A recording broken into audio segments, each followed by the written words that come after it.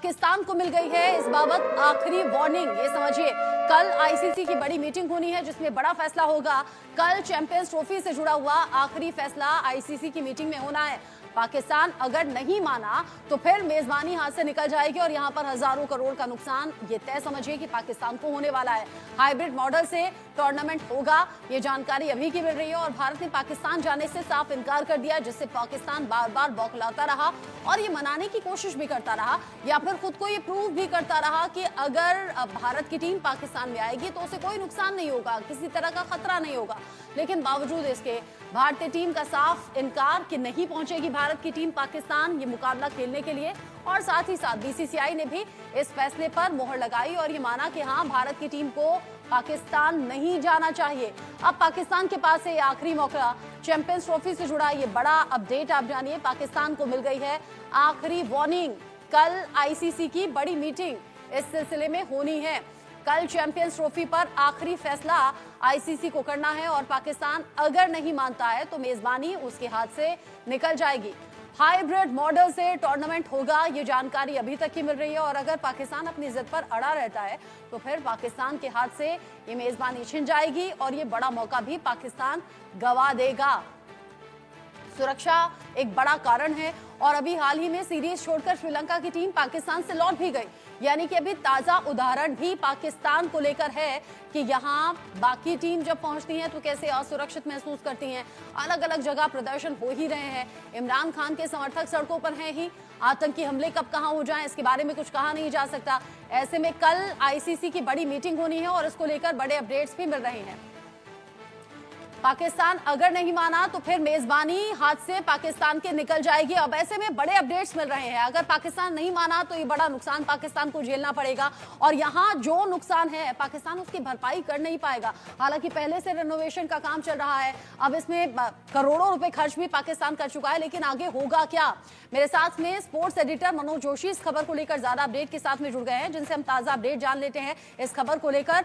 मनोज जी, पाकिस्तान अगर जिद पर अड़ा रहा तो सिर्फ गवाएगा, अब ऐसे में गवाएगा तो कितना बड़ा नुकसान होगा और अगर गवाएगा तो फिर किस तरीके से पाकिस्तान बैकफुट पर आ जाएगा, और अगर ना गवाए तो फिर ऑप्शन क्या है, सीधे तौर पर शर्तें मान ले।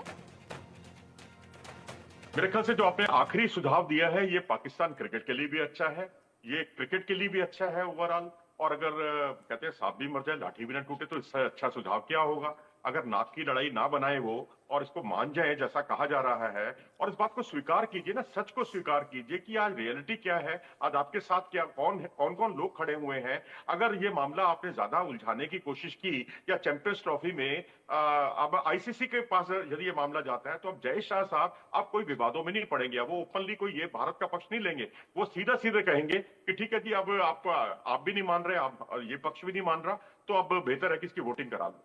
और वोटिंग में क्या हश्र होगा वो आप जानते हैं, आप भी जानते हैं, हम भी जानते हैं। आपको एक वोट मिलने वाला नहीं है। आप जो न्यूजीलैंड के साथ अपने 15 मुकाबले खेले पिछले 2023 से 2024 तक T20 के, अगर आप ये सोचें कि वो आपके साथ खड़ा होगा, सवाल ही नहीं उठता। आपके साथ अफगानिस्तान आपको अभी से आंखें दिखाने लग गया है, वो तो मौके की तलाश में है कि जरा सा कुछ उठे तो वो सीधा कहेगा कि हम तो बहुत असुरक्षित है वहां आने के लिए।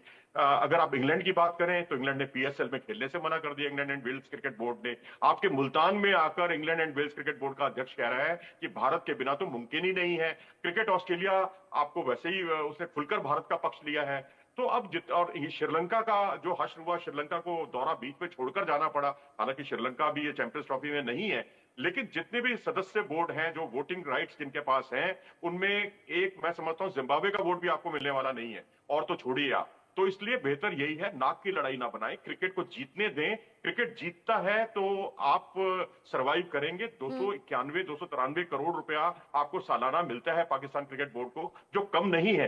तो आप अपना रेवेन्यू बढ़ाइए ना, रेवेन्यू तब बढ़ेगा जब आप अच्छा परफॉर्मेंस करेंगे। अब आप 7वें नंबर की टीम बनकर आपको कौन स्पॉन्सर करेगा, आपको कौन आपके लिए पैसा लगाएगा। आपके लिए तो बाहर से भी आ सकते हैं टीमें, जो और कंट्रीज है वो भी पैसा लगा सकती हैं, स्पॉन्सरशिप कर सकती हैं, अगर आपका परफॉर्मेंस सुधरेगा, परफॉर्मेंस अच्छा होगा। आप तो जिम्बाब्वे से भी हार गए थे, अब जिम्बाब्वे जैसी टीम से भी अगर आप हार रहे हैं और जूझ रहे हैं उनके साथ, और उसके बाद सीरीज जीत कर आप उसको बहुत बड़ी उपलब्धि मानते हैं, तो ये भी मतलब मैं समझता हूँ कई तरह के सवाल खड़े करता है। हाँ। स्पॉन्सरशिप और ये सारी चीजें बाद में आती, पहले परफॉर्मेंस आता है। हाँ। उसमें मुझे लगता है अच्छा पाकिस्तान को मनोज जी, सुधार करना होगा। आपकी तो पाकिस्तान में जो स्पोर्ट्स कॉरेस्पॉन्डेंट है उनसे बात होती रहती है, पूर्व खिलाड़ियों से भी बात होती रहती है, खेल विश्लेषकों से आप चर्चा करते रहते हैं। क्या कुछ अभी संकेत मिल रहे हैं? क्या पाकिस्तान शर्तों को मानने वाला है?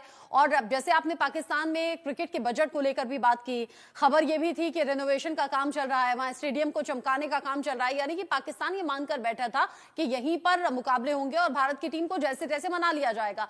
अब अगर हाइब्रिड मॉडल से ये मुकाबला होता है तो पाकिस्तान को अगर मैं आंकूं कि कितना नुकसान में जाएगा, तो वो आकलन आपका क्या है? देखिए नुकसान, जी जी जी, दरअसल अब जो मीटिंग हुई थी जो अब एक दिन पहले, उसमें यही था उसका लबोलुआब। उसमें मीटिंग क्या, उसको लंच की मीटिंग करार दिया था। जैसे हम बचपन में खेलते थे ना, आओ कि आओ ये खेलें, या आओ मीटिंग खेलें, ये वाला कुछ सिलसिला शुरू हो गया है। पहले वर्चुअल मीटिंग होती थी जो 15 मिनट में, आप भी मेरे घर आए और मैं आपको चाय भी अगर पिलाऊंगा तो आप 15 मिनट में चाय भी अपनी खत्म नहीं कर सकते, उसमें मीटिंग ही खत्म हो गई थी आपकी। तो और अब जो है, जो दूसरी मीटिंग हुई, ये इसको एक भोजन की मीटिंग कहकर खत्म कर दिया गया कि भाई ये तो मिलने मिलाने वाली मीटिंग थी। यानी पाकिस्तान को पूरे मौके दिए जा रहे हैं, आखिरी मौका दिया जा रहा है कि भाई आपको अगर सरकार से बात करनी है तो आप बात कीजिए, और अल्टीमेटम है ये आपको अगर नाक की लड़ाई नहीं बनानी है और आप सारी शर्तें मानने के लिए तैयार हैं, तो कृपया करके अपनी शर्तें मत रखें और अपनी शर्तें ना थोपें, क्योंकि आपकी शर्तें जो माननी थी वो मान ली गई हैं। और वो पाकिस्तान का तर्क ये है कि जो मैचेस अब हाइब्रिड मॉडल के तहत अगर वहां होते हैं यूएई में, तो जो स्पॉन्सरशिप उनको अपनी कंट्री में ज्यादा मिलती, वो मैच अगर बाहर होंगे तो उसमें उनको उतनी स्पॉन्सरशिप नहीं मिलेगी। हालांकि मुझे ये तर्क में कोई दम नहीं नजर आता, जैसा पाकिस्तान की तरफ से पाकिस्तान के सोर्सेज हमें बता रहे हैं। तो मुआवजा देने में मेरे ख्याल से आईसीसी को कोई ज्यादा फर्क नहीं पड़ना। 60-65 मिलियन डॉलर जो है आपको वैसे ही मिल रहा है, उसमें अगर थोड़ा बहुत इजाफा भी हो जाए तो आईसीसी को कोई नुकसान नहीं होगा। अगर इतने में भी पाकिस्तान मानता है तो कोई बुराई नहीं है। लेकिन ये सौदेबाजी का खेल सही नहीं है, ये सही दिशा में नहीं ले जाता। लेकिन भारत ने अपनी स्थिति से बिल्कुल अवगत करा दिया है कि आप जो समानता की बात कर रहे हैं, जो आप 2026 के T20 वर्ल्ड कप को लेकर बात कर रहे हैं, तो भारत ने साफ कह दिया कि आप अपने मैच, आपको कंफर्टेबल नहीं है आप वहां खेलिए, आप कैंडी में खेलिए, श्रीलंका में या दाम्बुला में खेलिए या कोलंबो में खेलिए, जहां जो आपको पसंद है वहां खेलिए। लेकिन हमसे खेलने के लिए आपको यहां आना पड़ेगा, हम आने नहीं जाएंगे आपसे खेलने के लिए। ये बीसीसीआई ने साफ कह दिया है। और आईसीसी अगर खामोश है इस मामले में, तो इसका मतलब है कि वो भी भारत के साथ है, भारत के खिलाफ वो जाएगा नहीं। तो इस वस्तुस्थिति यानी आप कह रहे हैं कि को फॉर्मेलिटी वाली मीटिंग्स भी हो गई और अब आईसीसी अब वही करने वाला है जो बीसीसीआई का सुझाव भी है, हाइब्रिड मॉडल से अब ये मुकाबला होगा।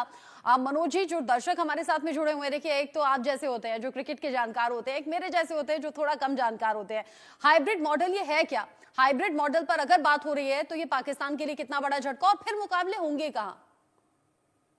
देखिए, हाइब्रिड मॉडल ये होता है कि जब भी इंडिया पाकिस्तान का या किसी भी कोई टूर्नामेंट होता है और एक टीम का वहां जाने से मना करती है, चाहे सुरक्षा कारण हो या व्हाटएवर जो भी रीजन हो, वो वहां नहीं जाना चाहती, तो उसमें टूर्नामेंट सफर ना करे, इसके लिए हाइब्रिड मॉडल का प्रावधान किया गया, जिसके तहत वो टीमें किसी तीसरे मुल्क में जाकर खेल लेती हैं। और तीसरे मुल्क में जब खेलती हैं तो आपका जो है टूर्नामेंट भी बचा रहता है और उसका वजूद भी बना रहता है। अब वहां पर भारत की तरफ से जो बातें रखी गई थी, आईसीसी ने उसका समर्थन किया कि भाई वहां अगर इंडिया सेमीफाइनल में पहुंचता है या फाइनल में पहुंचता है तो वैसे ही इंडिया के जो है दुनिया की टॉप टीमों में उसका शुमार होता है। तो वो हाइब्रिड मॉडल के तहत उसको पाकिस्तान को सेमीफाइनल और फाइनल जो है अपने घर में खेलने की जिद छोड़नी होगी। यानी सेमीफाइनल फाइनल दोनों भारत विदेश में होंगे। जो भी जगह मुकर्रर की जाती है, यूएई के संभावना है, दुबई में चांसेस हैं उसके होने के, और क्योंकि दुबई से पाकिस्तान की जो कराची की दूरी है वो भी बहुत ज्यादा दूरी नहीं है। तो अब हाइब्रिड मॉडल यही होता है कि आप किसी तीसरे मुल्क में जाकर खेलते हैं और भारत की सेमीफाइनल और फाइनल में पहुंचता है तो वो मुकाबले भी वहीं होंगे तीसरे मुल्क में। और अगर भारत नहीं पहुंचता है फाइनल में, तो फाइनल फिर आप लाहौर में कराइए, पिंडी में कराइए या कराची में कराइए, आपकी मर्जी। अब ये जो सस्पेंस बना हुआ है पिछले इतने दिन से, वो सस्पेंस खत्म हो जाएगा ऐसी उम्मीद है। नजर आप बनाए रखिएगा मनोज जी, बहुत शुक्रिया ये सभी जानकारी दर्शकों तक पहुंचाने के लिए। खबरों